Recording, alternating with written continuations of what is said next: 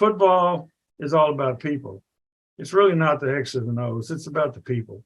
It's about relationships. It's about relationships with coaches and the players, the player to coach, coach to coach, and player to player. I mean, those are, being a team and playing for each other is really more important than almost anything, really. I mean, I know you have to have great abilities.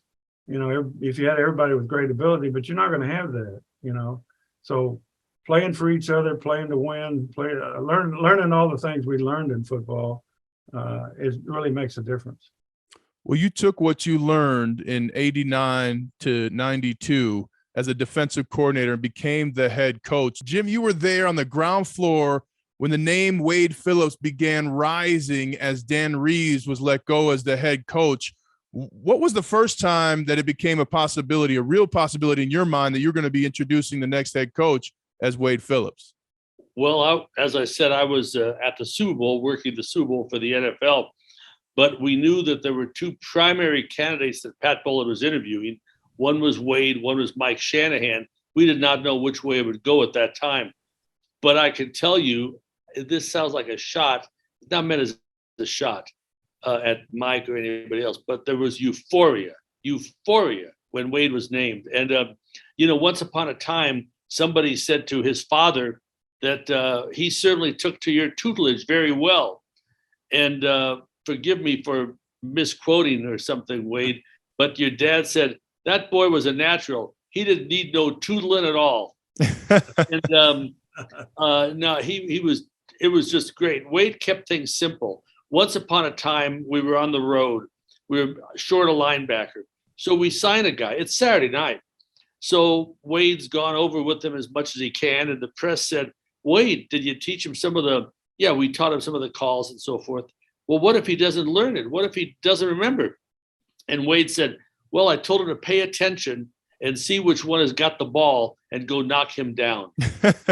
I mean, the players loved how simple it was. Wade kept things simple. He was the best. It's by the way, you mentioned his father, but almost nobody is aware of this. Maybe because Wes is not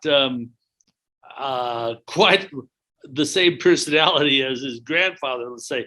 But this is the only of three generation head of coaches in the National Football League. Wes is, correct me if I'm wrong, Wade, he's offensive coordinator for the Minnesota Vikings, isn't he? That's correct. Yeah. And he's been in the league about 10 years? 15 years. Wes has been in the league. So you got Bum, you got Wade, and you got Wes. And quite honestly, Wes is offensive coordinator. We all know that means that in a heartbeat, he could be the head coach somewhere. It's an amazing family. What's that mean to you, Wade, that you're the first NFL family to have three generations of coaching? Well, it's amazing. Number one, to get to the NFL, as a player is harder because you got to have you got to have more physical ability. But coaching wise, it's kind of cool,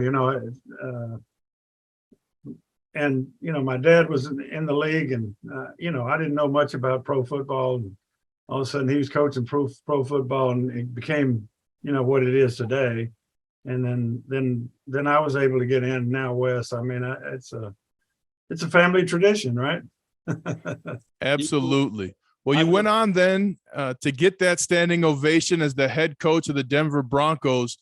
But let's just take a big picture look. What were you thinking? You had to fill the shoes of Dan Reeves. What's important when you're stepping in to the shoes of a legend? What's important to accomplish? What's important to understand? What were you thinking when you stepped into those shoes as a head coach of the Denver Broncos after the departure of Dan Reeves? Well, I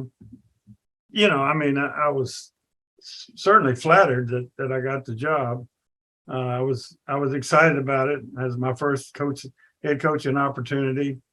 I had actually been the interim coach in New Orleans before, but to be the head coach was pretty fantastic. Like they say, there's only 32. There's only 32, and so to be part of that, to be named one of those was really exciting. And and especially in Denver, because I'd been there, we'd been successful. We played really good defense. We had some pretty good players on offense, John Elway. So, yeah, it was a great opportunity for me to start out really well. What was your first conversation with John Elway as a head coach like? Well, just like you, I mean, I knew the players on offense. You know, I coached defense, but I knew the players, and you know, we had a good relationship already. You know, and so you know, I knew he was a Hall of Fame player. So I mean, I was excited to have him. You know, as the quarterback. So, but John, you know, John's John. I mean, he handled it really well. You know, he's going to play whoever the head coach is. He's going to play at top level. So I knew that. So, but I was excited to have him, certainly. Jim, you got to work alongside head coach now, Wade Phillips. What was different about Wade Phillips, the head coach, than the other head coaches you've worked with? Well, for one thing, and there are many things, but Wade let each person do his job. And he didn't interfere much, and he didn't interfere at all. And you know, it's about the people. There's an old phrase: "It's about the Johnnies and Joes, not the X's and O's." And I think that really applies to Wade Phillips. The players loved him. Once upon a time, in training camp, one of our TV people came and said, "Can I do a piece on the training camp, the dining room?" And he asked Wade. And Wade said, "Come with me." And he brought him over to my table. And Wade said, "I have no idea if you can do a piece in the dining hall or not.